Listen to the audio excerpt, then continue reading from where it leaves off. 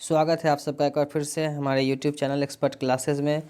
बच्चों, जैसा कि आप लोग जानते हैं कि बेरोज़गारी आज की सबसे बड़ी समस्या है और एक नौकरी की तलाश आज हर युवा के मन में रहती है, और अगर वह नौकरी सरकारी हो तो फिर इसके कहने ही क्या।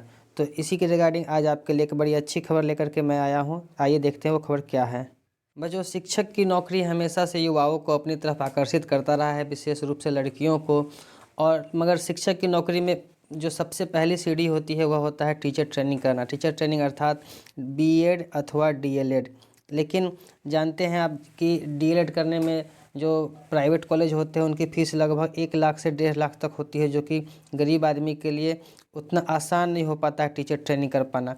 इसलिए हर युवा यह कोशिश करता है कि उसे सरकारी कॉलेज में डीएलएड कोर्स में दाखिला मिल जाए, ताकि वह बहुत ही कम पैसों में टीचर ट्रेनिंग कर सके और उसके बाद टीईटी पास करके शिक्षक बनने का अपना सपना पूरा कर सके।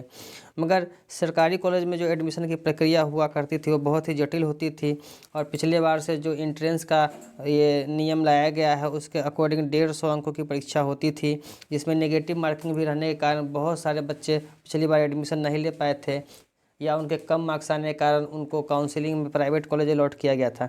मगर इस बार डीएलएड कॉलेज में एडमिशन के लिए जो बिहार बोर्ड एंट्रेंस लाएगी उसमें काफ़ी सारे बदलाव देखने को मिलेंगे। और सबसे पहला और बड़ा बदलाव तो यही होगा कि इसमें नेगेटिव मार्किंग ही नहीं होगी। जी हाँ, पिछली बार जो 1/3 नेगेटिव मार्किंग रेलवे की तरह लागू कर दिया गया था, वैसा इस बार कुछ नहीं होने वाला है। दूसरी बात कि पिछले बार जहाँ 150 अंकों की परीक्षा हुई थी, वहीं इस बार मात्र 120 अंकों की परीक्षा होगी और समय वही 2.5 घंटे दिए जाएंगे। तीसरी बात यह कि इस बार क्वालिफाइंग मार्क्स तय किए गए हैं कि कितने कम से कम इतने मार्क्स लाने होंगे जिस पर कि आप पास होंगे। इसके लिए जनरल कैटेगरी के लिए कम से कम 35 मार्क्स, और जो आरक्षित होंगे SC ST EBC उनके लिए, OBC उनके लिए 30 अंक लाना अनिवार्य होगा। अर्थात 30 अंक से कम लाने पर वो फेल कर दिए जाएंगे, भले सीट खाली रहे मगर उनका एडमिशन नहीं होगा। इसके अलावा एक बहुत बड़ा रिलीफ आपको यह दिया गया है कि इंटरमीडिएट की वार्षिक परीक्षा में शामिल होने वाले अभ्यर्थी भी इस बार जिनका रिजल्ट नहीं आया है वो भी डीएलएड की वार्षिक परीक्षा में एंट्रेंस परीक्षा में शामिल हो सकते हैं।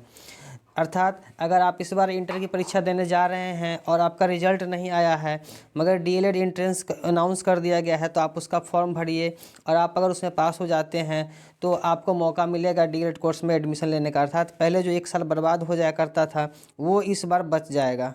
तो वैसे बच्चों जो इस बार इंटरमीडिएट की परीक्षा देने वाले हैं वो भी अगर चाहते हैं कि इंटर करने के बाद हम टीचर बने, और टीचर बनने के लिए उनकी राह बेहद आसान हो गई है, उनके लिए 1 साल का जो गैप होता था वो इस बार वो गैप नहीं रहेगा। साथ ही साथ एक अंतिम महत्वपूर्ण बदलाव यह आया है कि अभी जो 3 बार काउंसलिंग होती थी और उसमें साइंस और आर्ट्स की सीटें आरक्षित थी।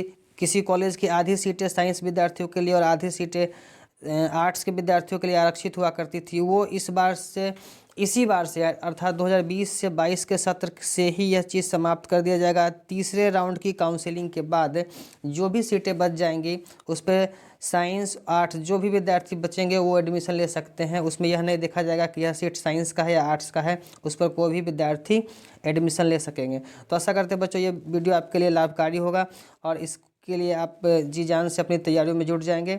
अगर यह वीडियो आपको पसंद होता है तो इसको लाइक कीजिए, हमारे चैनल पर अगर आप नए हैं तो इसे सब्सक्राइब कीजिए और इसे अपने दोस्तों के बीच ज़्यादा से ज़्यादा शेयर कीजिए। बहुत बहुत धन्यवाद।